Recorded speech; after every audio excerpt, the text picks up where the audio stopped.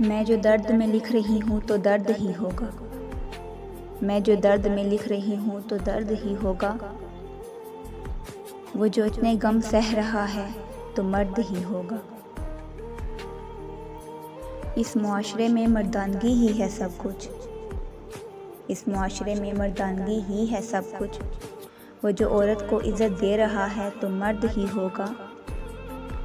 نہ دھوپ کی فکر ہے اس کو نہ ہی بارش کی فکر ہے اس کو، نہ دھوپ کی فکر ہے اس کو نہ ہی بارش کی فکر ہے اس کو، وہ جو اپنے بچوں کے لیے کما رہا ہے تو مرد ہی ہوگا۔